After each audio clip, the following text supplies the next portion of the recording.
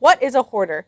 Compulsive hoarding or pathological collecting is a pattern of behavior that is characterized by the excessive acquisition and inability or unwillingness to discard large quantities of objects that would seemingly qualify as useless or without value. Now, I know you could be thinking, does that mean people who collect coins are hoarders? Stamp collectors hoard stamps? Because you own every copy of The Amazing Spider-Man, you're a hoarder? Of course not. There's a huge difference between collecting as a hobby and having a psychological disorder. We are collectors. We are not hoarders. It kills me that my grandson does not have a bed. It's the worst house I've ever been in. Take some responsibility for your choices. The law is the law, and we have to report that. I'm a fairly democratic hoarder. I hoard things from all demographics. I hoard food. I love wood. I've probably got more cutting boards than I need, but I really love cutting boards, and I really love well-made knives. My bed is almost always covered with stuff because I'm always reading things, and I don't have enough space to put everything that I'm reading. A compulsive hoarder puts their health, relationships, and financial stability on the back burner. In short, their hoard becomes their whole life. So do you have friends over? Can you have people over? No. No one's allowed in our house. We can't really tell them why. We just say, I'm sorry, we can't let you in. This isn't exactly how you create normal human beings. I mean, me not working is just absolutely awful. We run out of money way before the end of the month. You just get used to it after a while, so it's not like, oh my God, this is crazy, why are we doing this type thing? Right. It's just like natural to us now. I don't ever remember it being clean. Ever. Ever. So Jason, is there anything good, bad, ugly, happy, sad that you want to say about your mother or to your mother? Her son, Jason, because he was removed from the home, there will be some feelings of shame and embarrassment. And that is something that also plagues people who do hoard. They're not so much ashamed of how much they have. They're more ashamed of the outcome of that. Compulsive hoarders can collect everything from pots and pans, dolls, food, and sometimes pets. Okay, there's two of you. All right, there comes Eli Payton. It was just like one cat one day, and in the blink of an eye, there's 30 cats in the house. The cats have crawled into the chairs, eaten into the mattresses. I have 20 to 25 animals. Care of animals that nobody wanted. Viewers have had to learn to stomach the sight of cat corpses, feces, and an insurmountable amount of garbage thanks to the show Hoarders on A&E. They literally destroyed my house. I had no idea cats could do that, but they did. 2 dead cats? Oh, God. I was just like, oh, we found another one. Didn't surprise you anymore? No, I just feel like I've been kind of desensitized to it. Can a person become that desensitized? Yeah, I think so. It's what I've known my entire life. I do clean.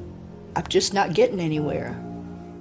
I get to this side of the house and then the cats have already started messing up that side of the house again. How does anybody let it get this bad? A&E brought this shocking plight into the homes of Americans across the country. It started to make sense as to why your neighbor's yard had been taken over by garden gnomes. Hoarders introduces its subject by providing a view inside their most likely dilapidated home. My house sucks. It's embarrassing, it's shameful, it's ridiculous, it's irrational, illogical. It's disgusting and gross and on the verge of being uninhabitable. I know if I came into a house like this, I would feel a moral obligation to turn somebody in. We meet family members and close friends who want to make an attempt to intervene on the sometimes dangerous situation. Okay, where's my other mug that the plants were in? It was right here. Desra, that red mug that you just cleaned out? Oh, okay. Wait, did you just ask for something and did we find it? Yeah, I'll say yes, we did.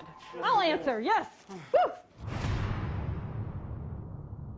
You gave me the thing that I think is the most important thing about my life, and that's from an early age, you encouraged my interest in nature, science, and animals. And That has been the most formative thing about me. And a lot of people had parents that don't encourage them in those interests. And you did that for me. Thank you. Thank you. And I love you. And I miss you. Each subject is provided professional help from a psychologist and a cleanup crew. From like Goodwill, or it's given to me. It doesn't matter. I want to stop you. See, I think in your mind, you think if you're going shopping a secondhand store, a Goodwill, a donation center, it's like funny money.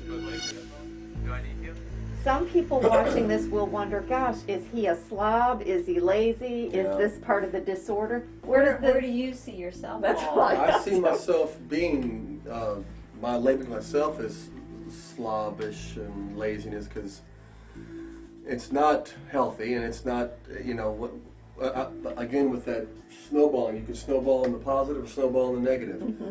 But when you talk to her, you definitely get a sense that she has a hard time focusing on any one topic for more than a minute or two at a time. I'm not going to agree that everything that's hit the floor is contaminated. By the way, that side of the sink, everything's clean. That side is the dirty side.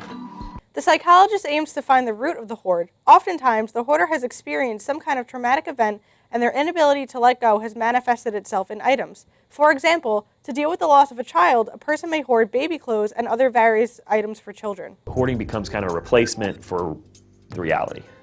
It's going to be very difficult when she starts seeing, in her mind, her children leave.